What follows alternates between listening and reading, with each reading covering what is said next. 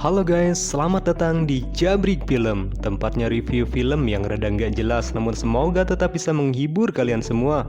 Gimana kabarnya? Semoga selalu sehat, dipanjangkan umurnya dan juga tercapai semua harapan dan juga cita-citanya. Amin.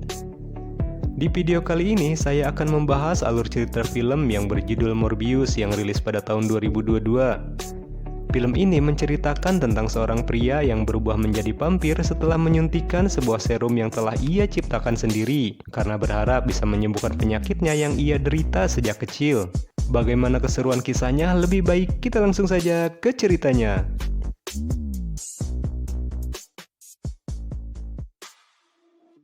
Di awal film diperlihatkan seorang pria yang bernama Morbius. Ia berjalan tertatih-tatih menuju ke sebuah gua yang berada di sebuah pegunungan. Ia pun telah memasang sebuah alat perangkap, dan saat sampai di depan gua, Morbius pun menyayat tangannya sendiri. Akibat darah yang berasal dari tangannya itu memacu para kelelawar berhamburan keluar dan menyerbu semuanya.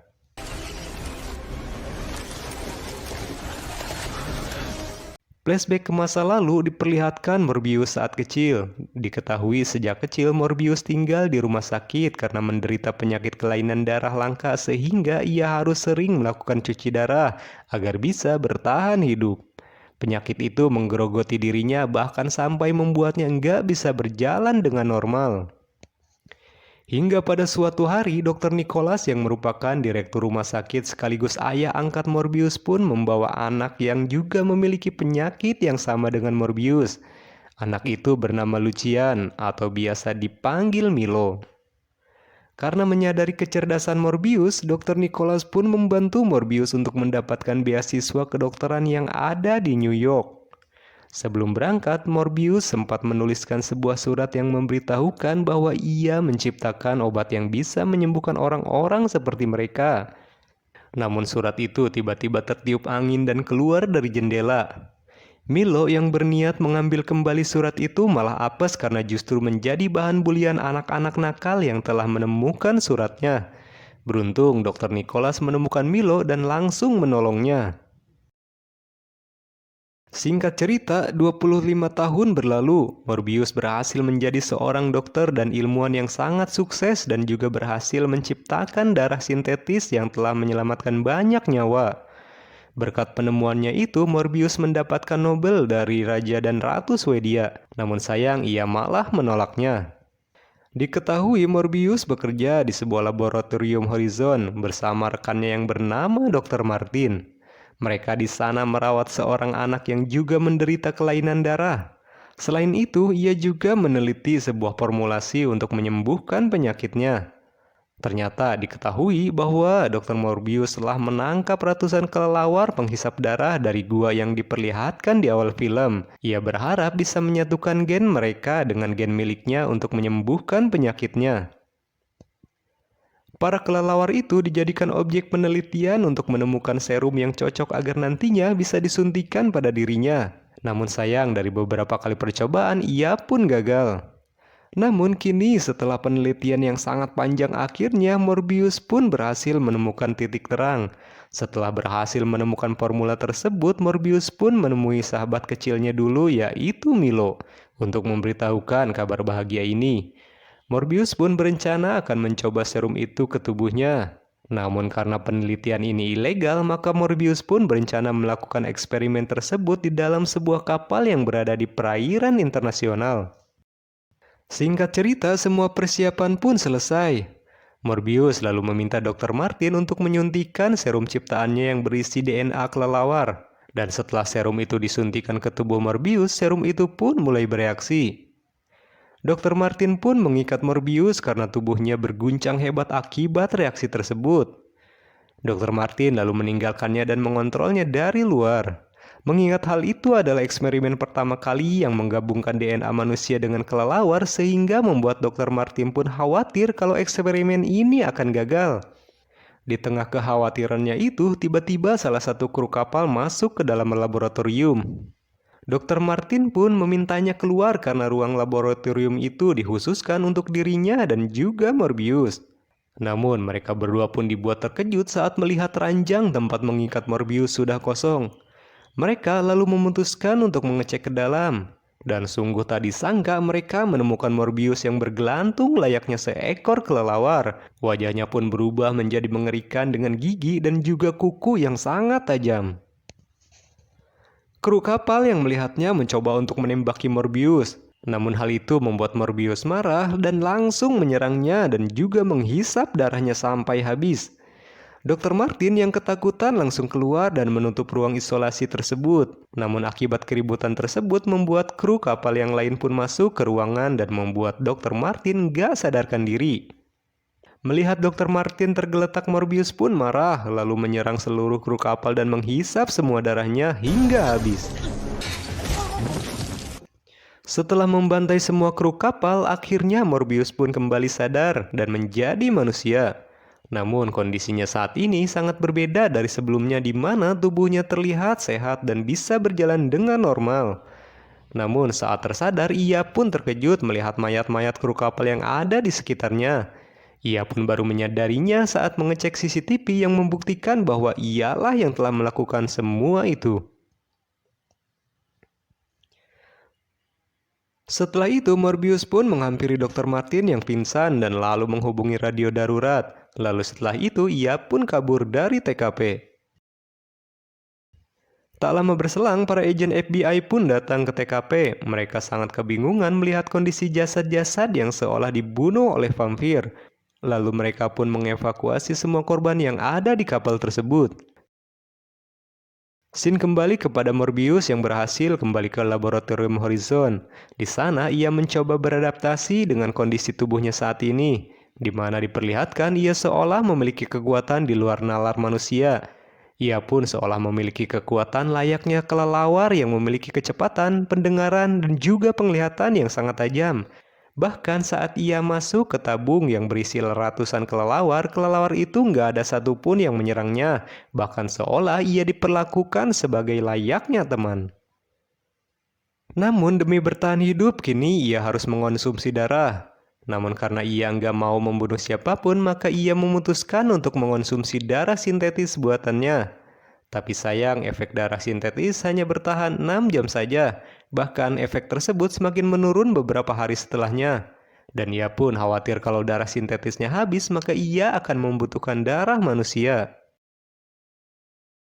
Milo yang mengetahui kejadian di kapal tadi melalui berita pun datang menemui Morbius di laboratorium Horizon. Di sana ia melihat Morbius mengurung dirinya di ruang isolasi dan terlihat sedang sekarat. Milo yang melihat hal tersebut langsung mengambil sekantung darah sintetis dan memberikannya pada Morbius. Setelah meminum darah tersebut, Milo sangat terkejut akan perubahan yang terjadi pada Morbius. Milo pun meminta Morbius untuk memberikan serum tersebut kepadanya. Namun Morbius menolaknya karena mengetahui efek buruk dari serum tersebut, karena ia nggak ingin kalau Milo menjadi monster seperti dirinya. Pada suatu malam terlihat seorang perawat yang ketakutan karena dikejar oleh sesuatu. Ia pun lalu tertangkap lalu dihisap darahnya hingga tewas. Keesokan harinya semua orang terkejut saat melihat jasad si perawat.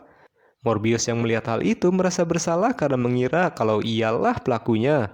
Karena nggak mau kejadian serupa terulang lagi, ia pun menyiapkan keperluannya dan berniat untuk pergi meninggalkan laboratorium. Namun di lobi laboratorium ada 2 orang FBI yang mencurigainya dan berniat menangkapnya. Namun Morbius berhasil lolos dan berlari ke rooftop. Namun sayang di atas sana sudah menunggu seorang agen lainnya yang bersiap untuk menembaknya. Karena Morbius nggak mau ada korban lagi, maka ia pun menyerahkan diri kepada polisi. Singkat cerita, Milo pun menyamar menjadi pengacara demi datang ke penjara menemui Morbius. Ia lalu memberikan 1 kantong darah untuk Morbius agar Morbius bisa bertahan hidup. Namun setelah Milo pergi, Morbius menyadari kalau Milo bisa berjalan tanpa menggunakan tongkatnya. Hal itu pun membuatnya sadar kalau Milo telah mengambil serumnya diam-diam dan menyuntikkan ke dalam tubuhnya sendiri. Menyadari hal itu, Morbius pun sangat marah. Ia lalu meminum sekantong darah yang diberikan Milo lalu kabur dari penjara.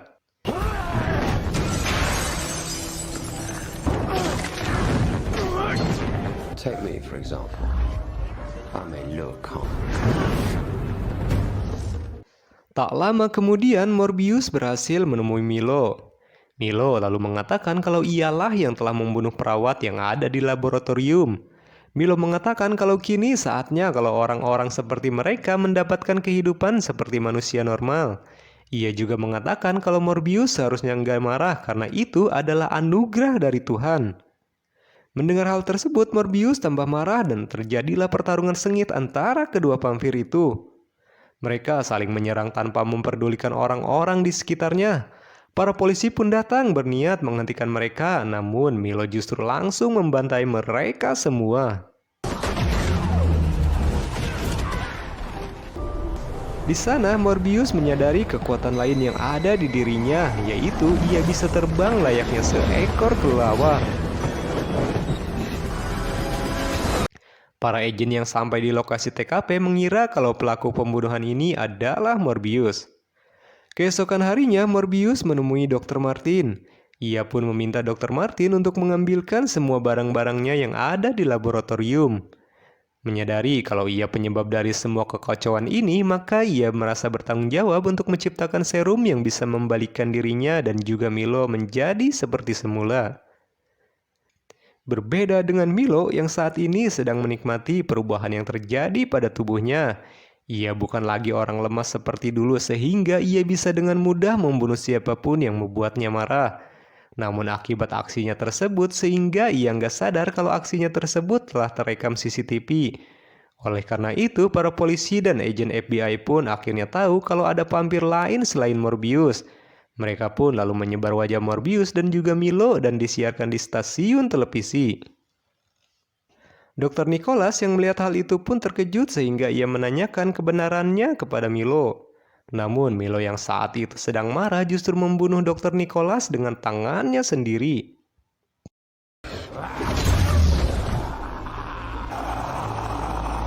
Di tempat lain, Morbius akhirnya berhasil menciptakan serum penawar.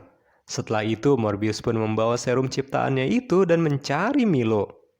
Di tengah perjalanannya, Morbius mendapatkan telepon dari Dr. Nicholas yang saat itu sedang dalam keadaan sekarat. Morbius pun lalu bergegas menghampiri Dr. Nicholas. Namun sayang, ia terlambat karena Dr. Nicholas telah meninggal setelah meminta Morbius untuk menyelamatkan Milo dan menghentikan semua ini. Setelah itu, Morbius pun mencari keberadaan Milo dengan kekuatannya yang ia miliki. Dengan pendengaran ultrasoniknya, ia pun mendengar suara Dr. Martin yang meminta pertolongan. Ternyata diketahui bahwa Milo telah menemukannya. Setelah mengetahui lokasi keberadaan Dr. Martin, Morbius pun langsung pergi ke sana. Namun naas, ia kembali terlambat karena Dr. Martin sudah terkulai karena kehabisan darah. Saat menjelang ajalnya, Dr. Martin menggigit bibir Morbius sehingga mengakibatkan setetes darahnya masuk ke dalam tubuh Dr. Martin. Setelah itu, Morbius menghampiri Milo dan berniat untuk menghentikannya. Mereka pun akhirnya bertemu, dan di awal pertarungan Morbius pun terlihat terdesak. Namun Dr. Morbius berusaha mengendalikan ribuan kelelawar untuk datang dan menyerang Milo.